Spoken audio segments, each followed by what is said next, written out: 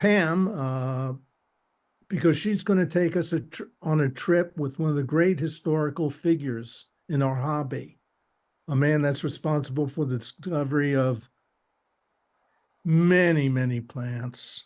And Pam happened to be friends, traveling companion, down to the point where she even had a dinner of rattlesnake with him. Right? Right. So, without much further ado, Pam's going to talk to us about Werner Rauh, and I'm going to turn the floor over to her. Okay. Thank you, Pam. All right. Thank you. Thank you, Erwin, and thank you, Kelly, for inviting me to present this program to the Cactus and Succulent Society of America. So let's start, I guess, by sharing my screen. And we're going to mute, but if there's any problem, I'll jump back on. Okay, did I bring up the right screen?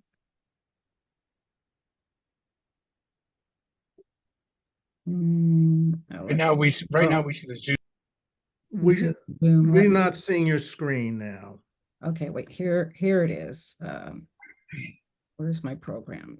Oh, I must have closed it. Thought I left it up just for you. No problem.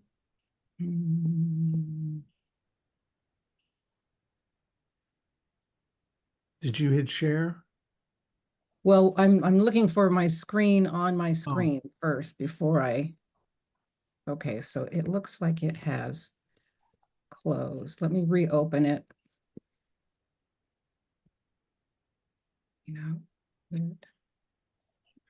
So now I will open it again.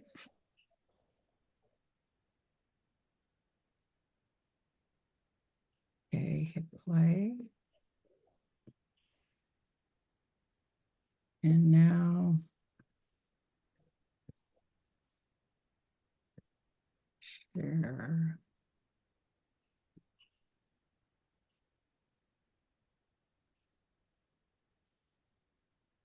Is it there now? You're golden. That's perfect. Yes. I'm going to make it full screen for me. Okay, here we go. So first, let me tell you how I first met Professor Werner Rauh. I attended the 1985 CSSA conference, which was held in San Diego at San Diego State. And my friend Bill Baker invited me to go with him to meet Professor Rauh, as he knew I was a Tillandsia enthusiast and so was Werner Rauh. So at the conference, I met him and then invited him to come to my nursery to visit me. And at my nursery, he saw a plant that he had not seen before and thought it was a South American Tillandsia species. It was actually a species I had collected in 1984 from Jalisco, Mexico. And he said, surely this is new to science, and he wanted to take it back to examine it. So I gave him the plant. And then a couple months later, he wrote me and said, yes, this is a plant that's new to science, and I'm going to dedicate it to you. And he named it Tillandsia pamelae. So that is how our relationship started. Thereafter, we wrote frequently, and he invited me on several trips with him. And I finally made my first trip with him in 1988.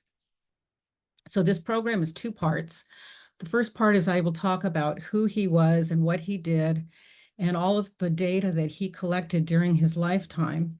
And then the second part is a little bit of my travels with him in Peru in 1988.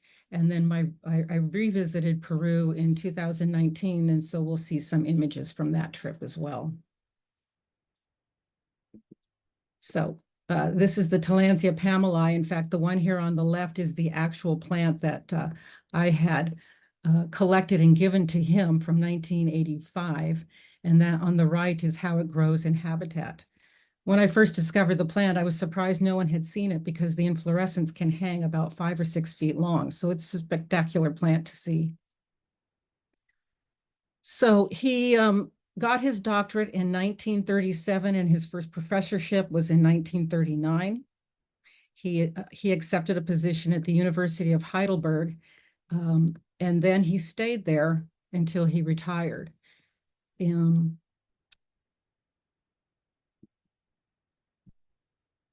became the director of the University Botanical Gardens, and during his tenure, he increased the number of greenhouses from 3 to 15. And those were filled with all of the plants that he had collected around the world and propagated. And he also increased the herbarium with lots of specimens. And so he had phenomenal collections. I had the opportunity of visiting the university in 1989, and the Madagascar house at that time was spectacular to see. He had so many amazing plants from Madagascar. So he made numerous travels and expeditions, probably more than 60. He began his overseas work right after the war, during the post-war Reconstruction period from the University of Heidelberg. He traveled first to the Atlas Mountains in Northern Africa, and then he went to Peru and Ecuador. He made his first trip to Peru in 1954, a total of 12 trips, and then his first expedition to Madagascar was in 1956. His first trip to Peru was really interesting because he told me he and Hilda, his wife, went with him, and it took 3 months for them to get there because they could only get there by boat. And then they would spend 6 to 9 months traveling in the Andes. So he was a prolific writer. He contributed more than 300 journal articles in the Bromeliad Society Journal and the CSSA journals.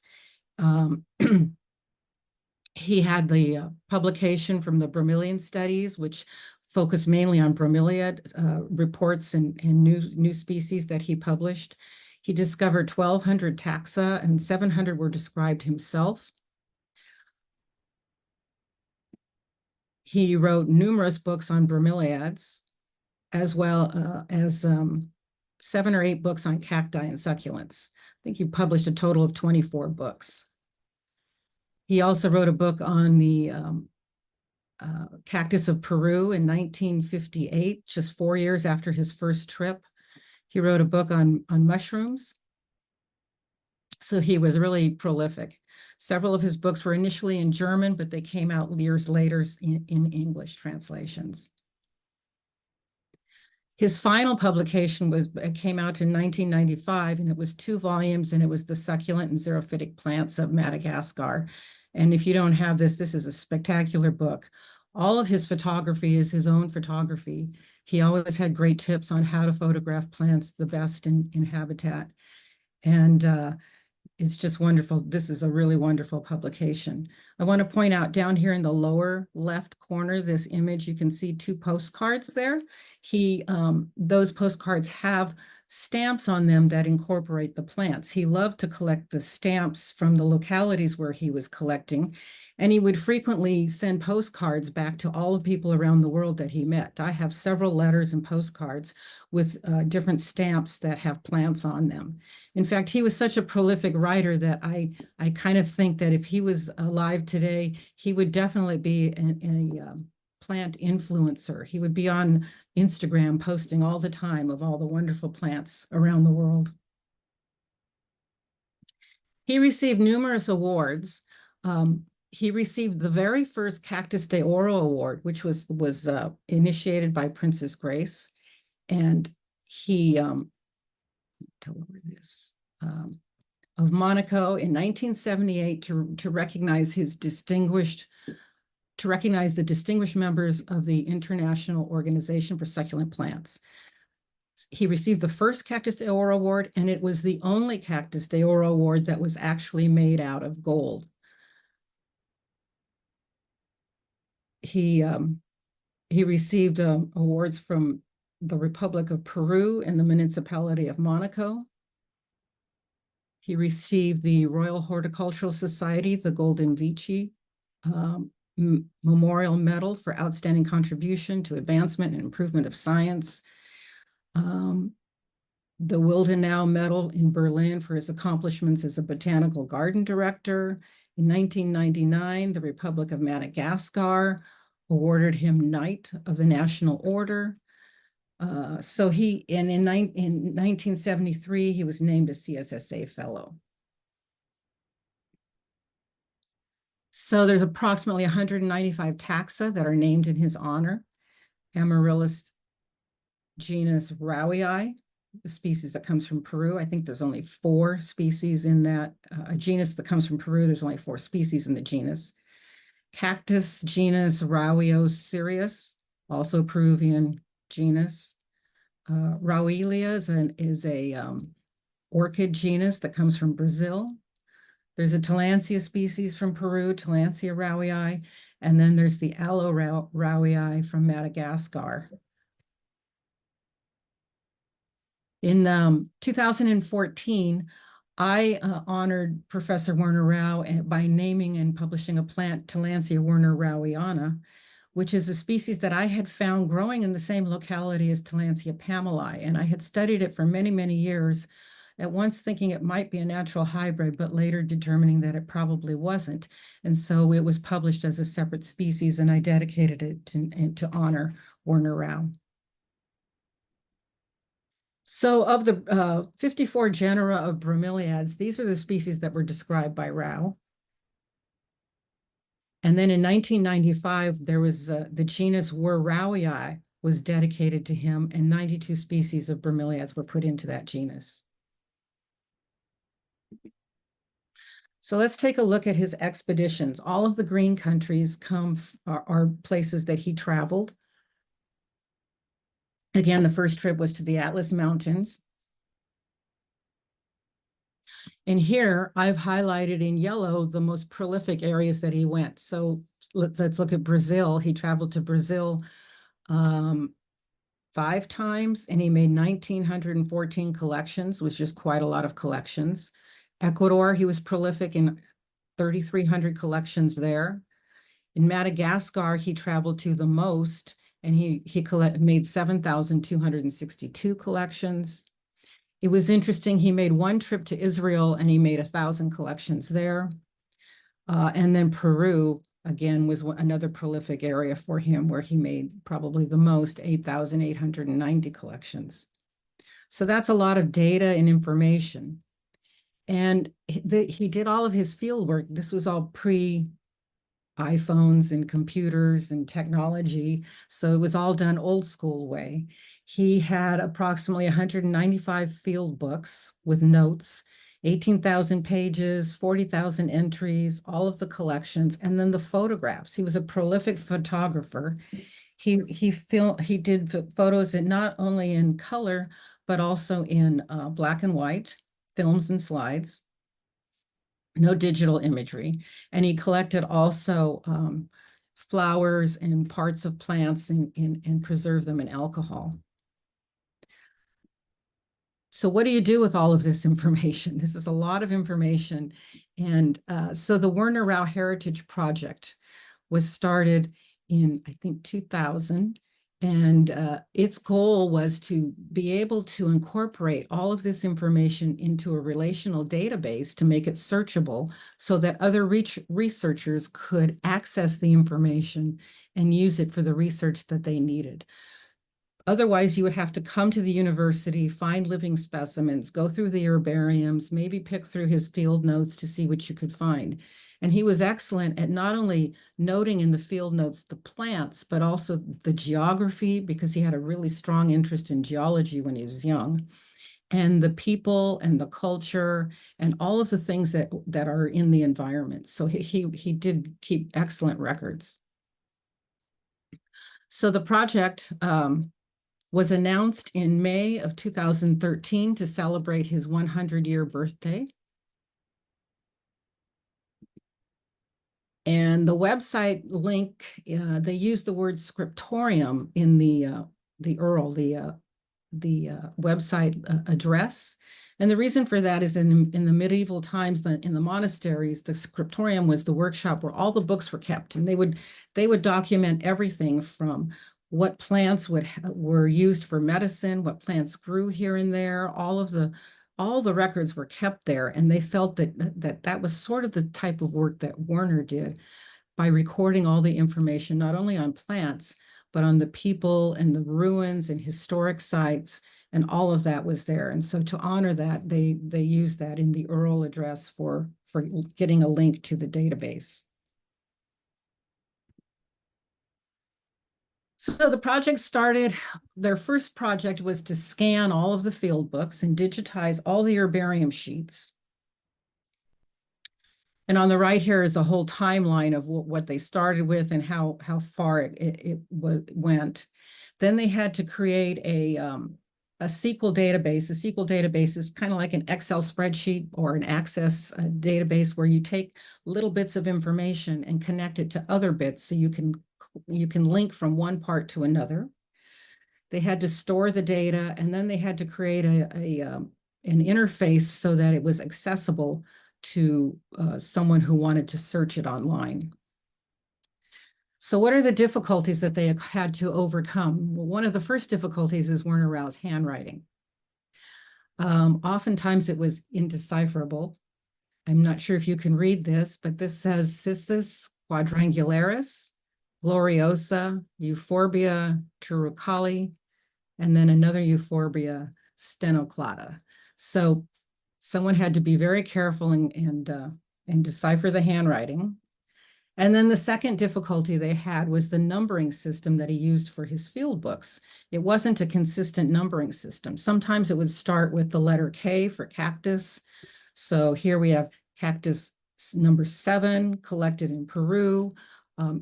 He had different numbers for different field numbers for the different plants he collected.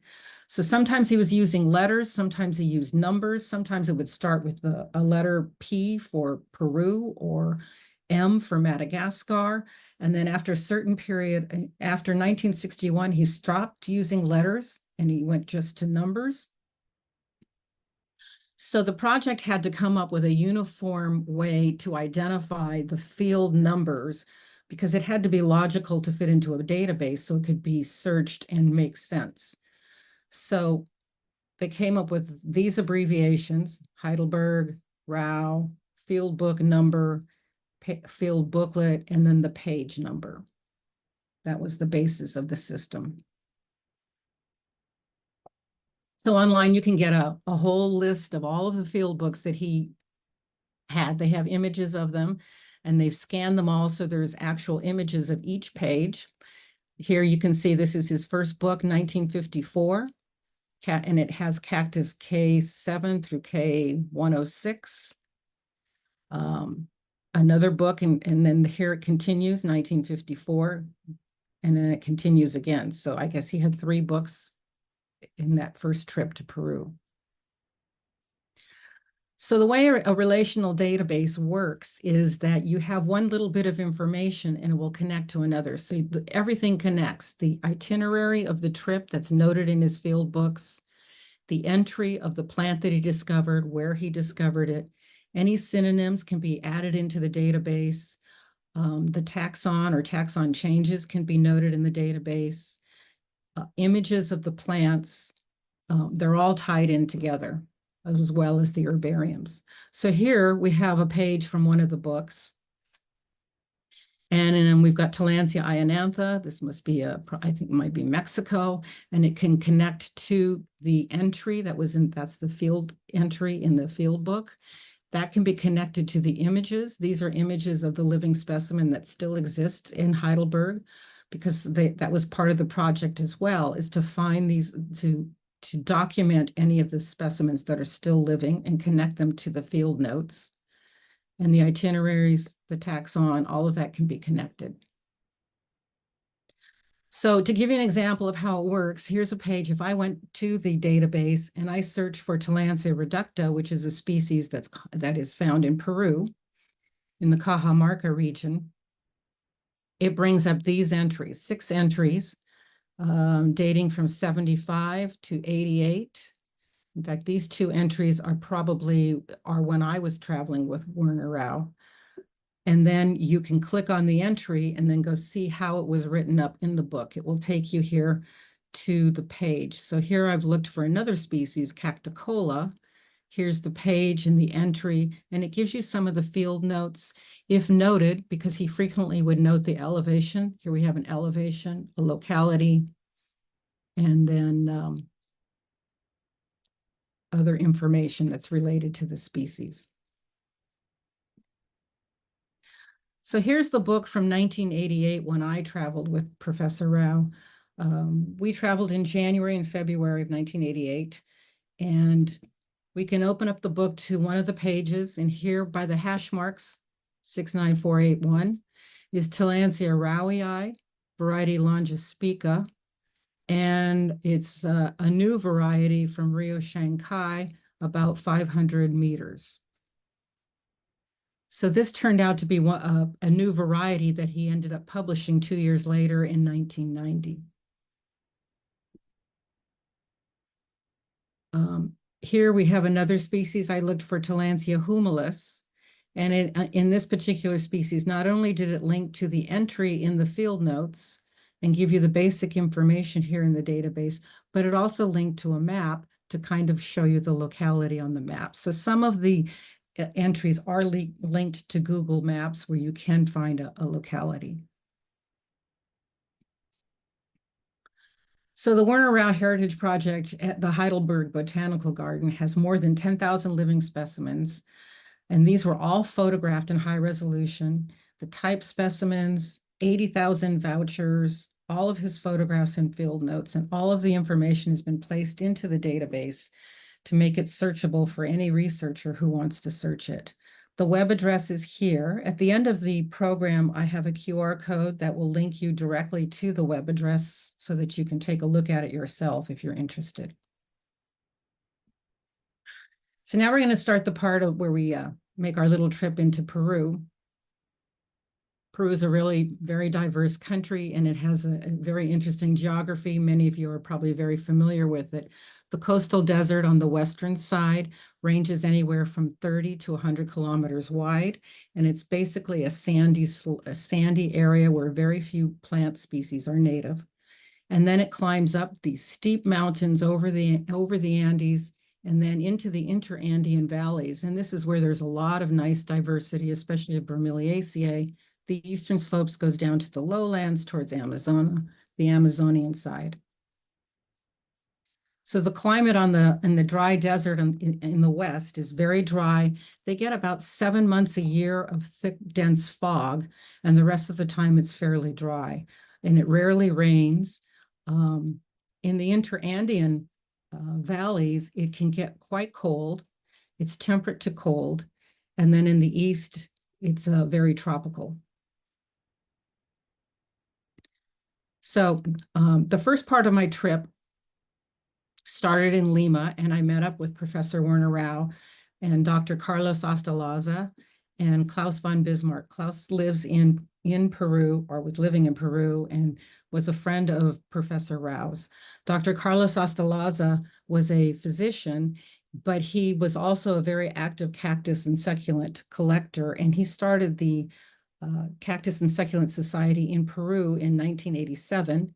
And he published a book on the cactus of Peru as well, I think in 2014. I may be wrong about that. So the three of us traveled up north towards Trujillo, where we met up with a couple of other people. So the three of us were together for a couple of days. And one of the first species that we see is the Hagiosiris tenuis. This is a really interesting plant. It looks like snakes crawling along the top of the sand because the plant grows prostrate on the sandy surface, and it sends its roots deep down into the sand. It's very reluctant to bloom. And it's restricted to a 2 kilometer square area near Lima, which makes it sort of a threatened species. Another species that you can find growing in this sandy coastal desert area is Tillandsia latifolia and Tillandsia purpurea. Both of these plants tend to grow towards the Pacific Ocean because that's the only place they can get their moisture is through the thick lomus fog that comes in every day during the 7 months when it is foggy. There's many different shapes and sizes of latifolia. They range anywhere from a couple of inches in diameter to 12 inches in diameter. They tend to grow long and put out stolons, and then they'll bloom, and oftentimes they will bloom on the inflorescence. Not all of the latifolia bloom on the inflorescence, but the majority of them do. And this is how they appear growing on the sand dunes. And they grow in masses. The picture on the left is from 1988, where they were growing in big masses everywhere. A lot of that coastal desert was covered in them. When I returned in 2019, there was not as many along that coastal desert plain, because the majority of that land is now being cultivated for growing asparagus. One of the things that was done at least in 1988 is the locals would gather up the plants and write words announcing their love for their friend in the sand dunes by arranging the plants into the sentences or words. And so there's one cultivar of Tillandsia latifolia that's called graffiti. So the mochi culture also is the pre-Inca culture that was in that coastal desert area. And their history began around 200 AD. And their art incorporated a lot of the things that they did in life and their plants and animals. And one of Professor Rauh's articles in his publication, his German publication, was about the artwork that the mochi culture used. Here you can see the typical style of their ceramics, where they have the stirrup handle on their ceramics. And then here in a drawing, we can see plants. These are latifolias. And there's Hegioceras tenuis on the ground right here. You can see them here. And then these were the images that they would use to represent the plants. So the plants were a big part of their culture 2,000 years ago.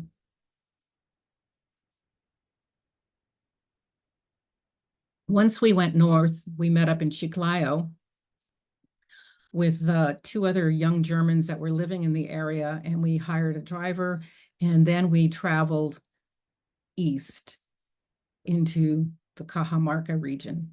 So to get in to see the best part of plants in Peru, you have to go pick a couple of points and go inland. So we went from Chiclayo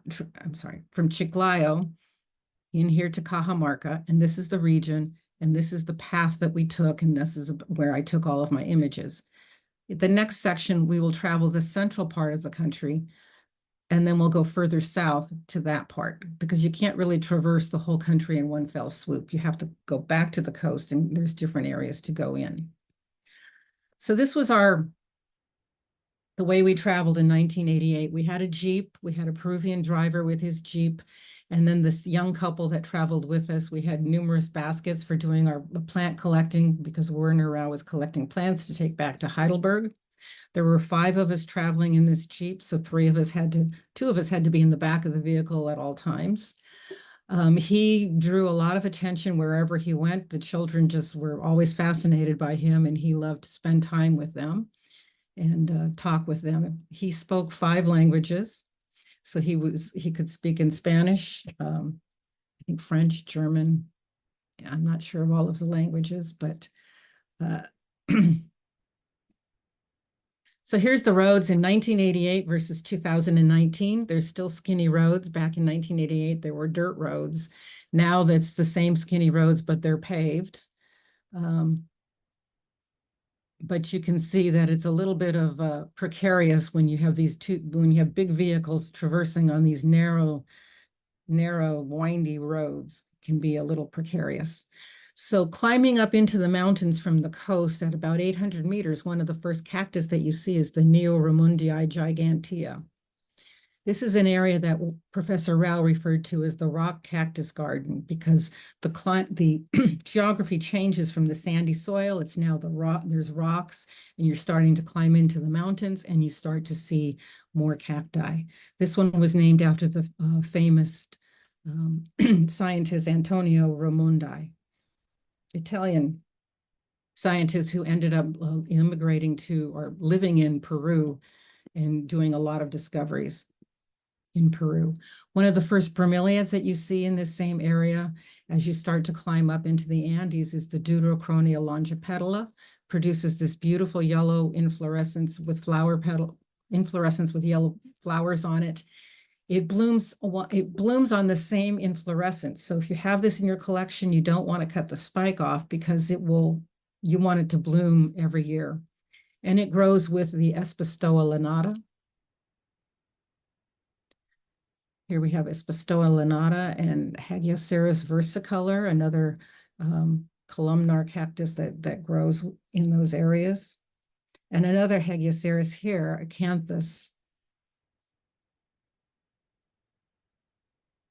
Here we have Amatoceras rauhii. The species was first described by Brackenberg in 1957, and the specific epithet Rauhi honors Werner Rauh. The species is only found in the dry valleys and the rocky slopes. And the Amatoceras is quite interesting. It has this little pinching in the columns, and that's usually every year, the growth pattern. It cinches down and causes that pinching area.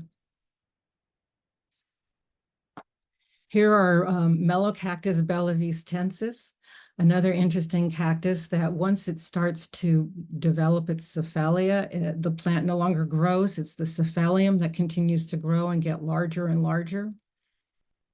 Can get up to 3 feet. Tillandsia hilda was growing at lower elevations of about 800 meters, and this is a species he named after his wife, Hilda. And the plant, when it's in bloom, is about 6 feet tall, the inflorescence, so it's much larger than she is because she was shorter than him. She was a very tiny woman. It's one of only 2 Tillandsias that has banding like this. There's one in Mexico called Leucolepis, and then the Tillandsia hildi in Peru, which propagates quite well. It's one that will make numerous offsets long before it blooms, whereas most Tillandsias will only offset after they bloom. This one makes lots of offsets before, so you can propagate it quite well. Here's a Tillandsia latifolia variety divaricata. This is one of the images, of course, from the earlier. You'll notice I have both images that were slides from 1988 and then some introduced images from 2019. Here's another large latifolia variety major. This is probably the largest one. It can get up to 6 feet long. It has a very long caulescent growth habit. And Professor Rauh would frequently point out to me different plant species that had naturalized. This one was brought over by the Spanish, Spartium gentium, and at the higher elevations in the Puna, this was growing as a natural plant. So then we head to the area around Cajamarca, which is at an elevation of 3,000 meters. It gets very cold at night and cooler daytime temperatures. And the Spanish influence is everywhere with cathedrals all throughout Latin America. Here's the cathedral in 1988, and here it is in 2019. So the main difference is that they've widened the road, they painted the doors green and made a 4-lane road in front of it instead of the little sitting area. Some of the Tillandsia species that you find growing in and around Cajamarca are Cacticola, which grows on the Amatoceras rauhii. Cacticola is named that way because it was found flowering on cactus. It can also grow as an epiphyte on trees or as a lithophyte on rocks.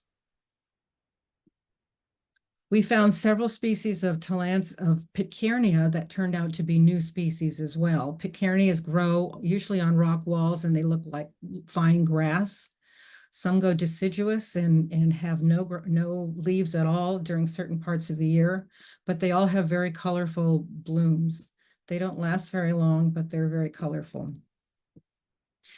In the vicinity of Cajamarca, we also saw this species of Espestoa. Espestoa are interesting because they always put their cephalum on one side of the plant, and it usually is away from the center of the plant.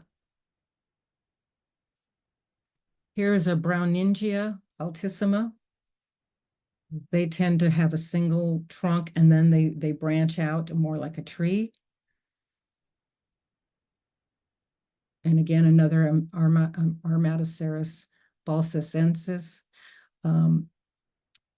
There's, I think, 13 species in that genus in Peru. And the name was derived from the Latin term armatus, meaning armed, which refers to the spiny character of the stems. Here on the right is a Peperomia dolabella, which had been published the year before we made our trip in 1988. And we were looking specifically for this plant in the Cajamarca area. We searched all day and couldn't find it.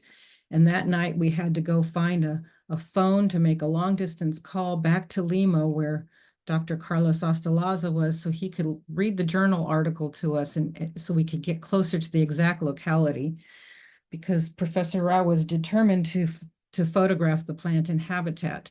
And certainly the next day we did find it. There's also a very cute Puya species, Pratensis. This is really a nice species. It's only about 6 inches in diameter. The inflorescence is only about 6 inches long, a nice pink color with very dark, almost black colored petals. Grows on the rocks in and around Cajamarca.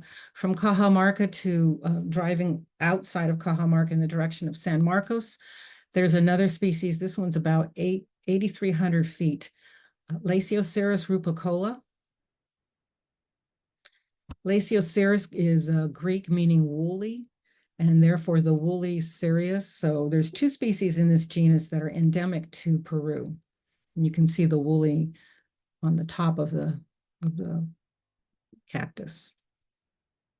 So there's approximately 20 species of Matakana, and they are named after the town, a small Peruvian town where they are found growing, which is about 50 miles east of Lima. They average about 10 to 12 inches in diameter, and some can be up to 30 inches. They have varying colored flowers and different amounts of spines. Here's a Matakana aureiflora. So this is Cajamarca during the rainy season, which is when we went in January, February, which is why Professor Rauh did not want to go, because it would be raining. And you never will know what happens when it's raining. The roads can be washed out. So we did have our little share of problems. Trying to make a shortcut through a field didn't turn out too well. And sometimes would be on a narrow path, and there would be a landslide. And so then you have to back out and get back down to the lower levels when the roads get washed out. But the nice thing about traveling on an off season that you don't normally travel on is that you find things that you wouldn't normally see. And that's the case with this particular Tillandsia. We were both sitting in the front of the vehicle at the time, and out of the corner of our eye, we both saw this purple splash high in a tree, and we yelled stop to our driver. And we were able to pull the plant down, and it turned out that it was a new species. And it was really amazing to watch Professor Rauh, as one of us held the plant. He traveled with his a handheld voice recorder, and he would just dictate the entire description of the plant. So that he had all the details that he needed. And then he would make his notes and then do his photography. I think I said earlier that he always carried around 2 cameras, one for black and white and one for color, so that he could carry both types of photography. The only other equipment he had beside his recorder was an altimeter. Today, we have all of that equipment in our handheld device, don't we? We have a camera, we have an altimeter, we have a voice recorder, we have our field notes. Everything can be in your handheld phone. Some of the other Tillandsia species you see around Cajamarca are Tillandsia gutiana, Tillandsia cajamarquensis, and Tillandsia humilis. Humilis is one of the fragrant Tillandsias, and these 3 species are all lithophytic. Tectorum, I'm sure many of you are familiar with Tillandsia tectorum. There's many different varieties of tectorum in and around in Peru and southern Ecuador, but Peru has the most diversity of this particular species. This could have been mistaken for a tectorum, but this is actually a species, Tillandsia reducta. It's a smaller species, small. It has a coalescent growth habit. And then this particular species, Tillandsia oblivata, wasn't published until 2005.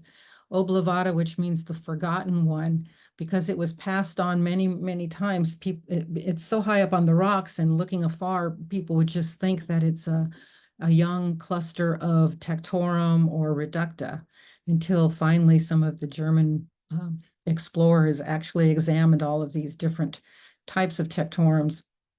And then they published the work on the tectorum complex in 2005.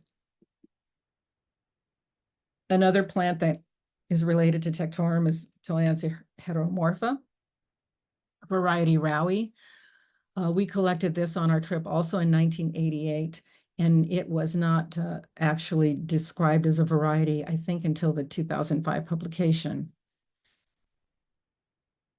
But it's a heteromorpha means changing shape, and it was an interesting population because you started a lower elevation. It grew from 500 to 1,200 meters. And at the lower elevations, the plants were only about 1 to 2 inches tall, and you climb up these switchbacks up to 1,200 meters. And at every switchback, the entire population changed and they got a little bigger. So the small ones, they then became 2 to 3 inches and then 4 to 5 inches. And once you got up really high, you had heteromorphous that were 8 to 10 inches long. Tillandsia tomekii, this is a species that we also found on that same trip. And it was another car stopping, stop the vehicle. What is that? Because out of the corner of our eye, it looked like a bunch of rope hanging on the side of the mountain, on the cliff. And when we got out, it was just 20 feet of plant material hanging and maybe 20 feet wide. And it did look like rope, and we collected it. And it blooms very similar to heteromorpha. So I ended up calling it the heteromorpha, the rope type. It turns out that it was a new species, and it was published in 2007, and it was named tomekii. Another interesting Tillandsia that grows in these areas, Tillandsia espinosa. At the time we collected it, it was a Varesia. Varesia espinosa is now Tillandsia espinosa. At the higher elevations, when you cross the peaks, 3,000 meters plus, you find a lot of mesic Tillandsias. These are the ones that prefer a lot of moisture, that have softer, greener leaves. They're less succulent. They're usually drenched in fog for the majority of the day, and they have very bright colors. That was Tillandsia quinensis. Here we have Tillandsia biflora. Going back down to the lower elevations to get back to the coast, we find Rauhii peruviana. This is an amaryllis. I think a synonym is Rauhia multiflora. And also at the lower elevations, around 1,000 meters in the valley of Rio Shankai, we found Tillandsia leimanii. And an unusual latifolia. This is a very different form of latifolia. It's a saxicolous species. It's very thick, succulent foliage, recurved, with a long pendulous inflorescence. And it grows with the Tillandsia Rauhii variety longispica, which grows at about 500 meters. So we found this variety. If you go to the database and you search Rauhii variety longispica, it will bring up his field book with the page. Okay, and here's the page, the same page I showed you earlier, right here with the hashtags Rauhii variety longispica, and that's the plant that he ended up publishing later. It's an interesting plant. It has very dark violet petals that turn black when they're dry, and the petals only come out on the underside of the inflorescence, on the underside of the spike. In other words, on the side that's away from the sun. And here we are back in 1988 when we collected the plant. And here he is, Professor Rauh, holding the inflorescence, which that alone is bigger than he is. And here you can see his altimeter. And so the second part is traveling through the central part of Peru. We'll go from Trujillo to Juarez and then into the Huascaran National Park. So from here, you start climbing into that rock cactus garden when you get away from the coastal desert and you start to make your elevation changes. We find a couple of different Armatocerius procerus and Espistoa nana. Espistoa nana is a very short, a little fatter Espistoa. It's real cute. Again, you can see the cephalium. It's all growing on one side. A couple of different forms of Tectorum and Tillandsia purpurea. And a different Melocactus peruviana. I think there's approximately 40 species of Melocactus that are widespread throughout South America, and the peruviana never develops the cephalium as large as the Bellavista, but I'm not positive. So then we climbed into the higher elevations in we were heading towards the Huascaran National Park. So we're at an elevation of 2,400 to 4,100 meters. That's 10,000 to 13,000 feet. It gets quite cold there. And there's a couple of interesting species here. Here in the background, you can see the Huascaran Glacier area. This Oroya borchersii is native to this habitat on the western slope of the Andes. And it grows low in the ground. It's one of the species that's adapted to these very cold environments. It likes the cold, and it probably will not do well at lower elevations or at moderate temperatures. It tolerates temperatures as low as -3 degrees centigrade and as high as 38 degrees centigrade. That's a 45 degrees centigrade range in temperature. Another species that's found growing in this area, it's at a little higher elevation, can be found from 3,500 meters to 4,700 meters, is the Astrocylindropuntia flacosa. These grow in large mats or cushions. They stay low to the ground, and they grow very thick to keep each other warm because it's so cold there, and to protect and retain as much moisture as they can, and to save themselves from the wind.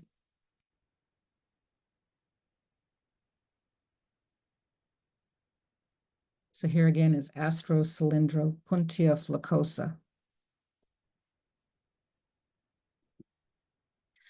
So at the very top, in the park, we come to the Puya Rumundii, which grows in the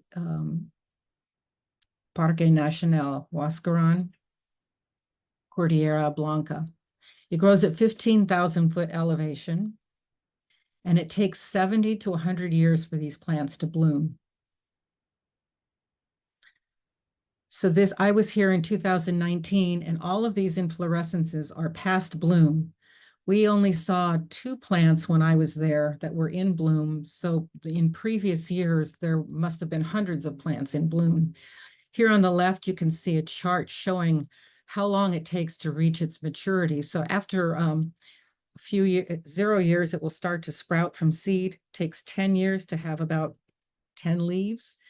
20 years for 20 leaves, and after 30 years, there's a formation of trunk and it starts to grow, but it's 70 to 100 years until that plant blooms.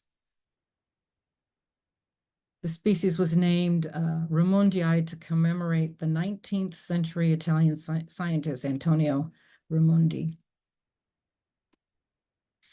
And it's also inhabited by different butterflies. At one time, it was thought that the plant was a proto-carnivorous plant, meaning that it liked to eat the birds, because a lot of birds would get stuck in the spines of the flowers. They later determined that that was a protection of the plant, that they grew in such a way and it happened to trap the birds, but they don't eat. It's not carnivorous. The 2 birds that we have here is the giant hummingbird Patagonia gigas, and then the Andean hill star.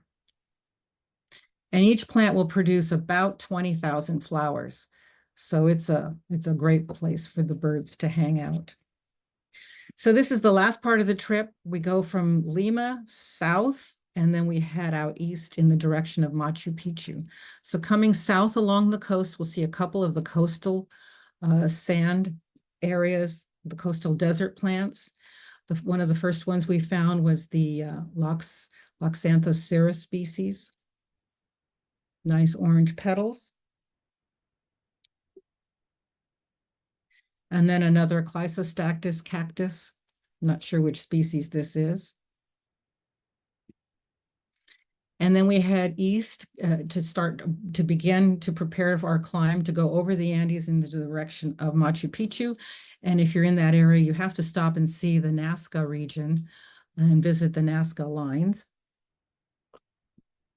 Of course, the best way to see them is in an airplane. The lines are known as geoglyphs. They're drawings in the ground that are made by removing rocks and earth to create a little negative image. And they removed about 10 to 12 inches. All of the rocks on the surface have oxidized and changed their color. So it's a sort of a deep rust color. So when that 10 to 12 to 15 inches is removed, you get the lighter color, which is showing the drawings. And these are about 2,000 years old. So now climbing up, we find Weber Bauer Osiris Rauhi. And you may recognize there we have Guillermo. I went with Guillermo in 2019. Another Matacana yanganucensis, published by Rauh. And then a Matacana haney. And this is an interesting species, Cumulapuntia spherica. I think there's about 7 in this genus. They're found only growing at high elevations, and they're not easy to grow. They tend to clump together. Cumulo is the word that means pile or heap, which it looks kind of like a pile or heap. So it's a good name for the plant. So one of the most beautiful colored cactus flowers that I saw on this trip was the old man cactus, Orocereus ritteri, and it has this beautiful magenta pink colored petal. And it was growing in a really rocky area. And I climbed over the rocks, and I was so excited. I wanted to take a picture of this, but instead of taking a picture, I took a fall. And being a retired nurse, I knew immediately I had probably broken my wrist. So therefore, I had to sort of set my wrist and wrap it. And I couldn't take too many pictures thereafter. About an hour later on the trip, we passed through a small town that had a clinic. I went into the clinic, found the radiology department, asked them to take an x-ray. They confirmed, yes, that I did have a minor fracture in my wrist. So I couldn't take too many more photos after that, but I did get a few. I tied my wrist up and continued on. We just had a couple days left on that trip. And at the higher elevations, we found some Browningia candelaris. These are interesting. This is an interesting genus. They grow up and then they usually branch out near the top. And it's a majestic tree-like cactus. This one, it looks like a candelabra, so it's a very good name. If you'll notice, they have spines on the bottom part of the trunk, but as they get up to the top, they start branching, there's no more spines because the spines are no longer needed. All of this tissue up here is protected from all of the animals at the bottom. So they've kept the spines to protect themselves from being eaten by animals. And once they get up here, they no longer need it and they no longer grow them. At the very top ranges with 15,000 feet, we also saw some wild vicunias. These produce a really small amounts of a real fine wool. It's very expensive because it can only be harvested once every 3 years. and they have to catch the animals to harvest it. So after that, we finally made it to Machu Picchu, and 31 years after my trip with Professor Rauh, even with a broken wrist, I was able to make the climb and walk around and visit Machu Picchu. And seeing all of these clouds reminds me of something that Professor Rauh, every day in the afternoon around 2 o'clock, he loved to stop and look west and watch the fog bank that rolled in. And he just loved to take pictures as it came in densely. And it would come into the mountains and drench all of the plants in moisture until about 10 in the morning, when it would clear up and be sunny. And with that, I would like to thank you for the opportunity of sharing my travels with Werner. And if you have any questions. Thank you, Pam. That was nice. You're welcome. What was he like? What was he like? Is he funny? Yeah, he was funny. Interesting. One of our first stops every morning would be to put beer in the ice chest, because we had to have beer for our travels. And in the most of the trip, I was traveling with 3 Germans, including him, and then the Peruvian and myself. And so I could only communicate basically we ended up speaking a lot of Spanish, so that the Peruvian could understand and I could understand, because I didn't speak German and neither did the driver. But he was really good. He loved the plants. He would keep nudging me and to show me different things and point out. Sometimes I would nod off and go to sleep, and he'd wake me up and say, "You can't do that." And he was in his 70s when we were traveling, and he still had a lot of energy. Sometimes he'd want to race me up a little mountain to go find a plant. That's pretty funny. Mm-hmm. I met him only in 1989 at the CSSA convention in Denver. And I remember something he said that I've always thought was great. He said, in the high altitudes in the Andes, it's summer every day and winter every night. And that's a great phrase to remember about what the climate's like there, because it's not like that anywhere else. Yeah, that is true. It is true.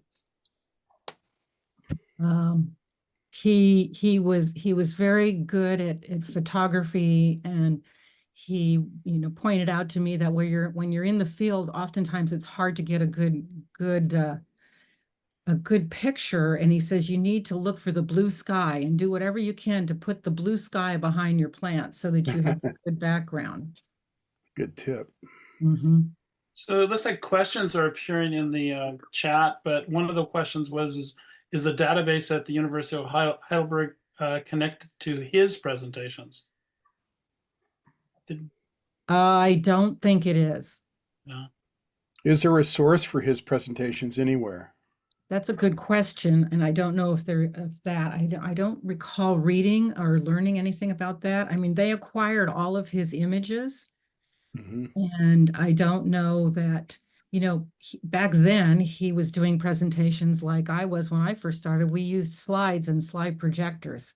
Exactly. Some of it was digitized. I still have some of my original slide presentations still in the round trays, sitting in boxes labeled what they were. And he may have that as well. So if someone has access to that and can digitize them and put them into a format, and he was so knowledgeable that he could just speak spontaneously. So I don't think that there was any written dialogue for that. So that's a good question, and I kind of doubt it. Yeah, unfortunately, he preceded the digital era, and there's probably not even any recordings of his presentation unless somebody just happened to catch it. Yeah, I don't know that there is. In the early 90s, I started the North County Bromeliad Society north of San Diego, and I invited him, and he was our first speaker, and he came and presented at the San Diego Botanic Garden, and he presented a program, but we didn't record it, and there was no recordings. Somebody's asking for the minimum winter temperatures at the high elevations. I think you said -3. -3 at the higher elevations. Yes, it was -3 degrees. So that's really not that cold. Well, it's freezing, below freezing. Right, but I mean, I'm from Colorado. We call something cold when it's 10 to 15 below zero. Right, Fahrenheit. right. It's all relative. Yeah. For me, below 60 is freezing. Agreed. Pamela, do you want to stop sharing your screen? Sure, I can do that. If anybody wants this, can you see the QR code here? Yeah, I nabbed it. Okay, if you grab the QR code, let me stop share. It will take you to the database. And if you get to the database, the user ID is GAST, which I assume is German for guest. And then you can look at and poke around and see what you can find. It's kind of fun and interesting. I mean, if you care about that, I kind of do.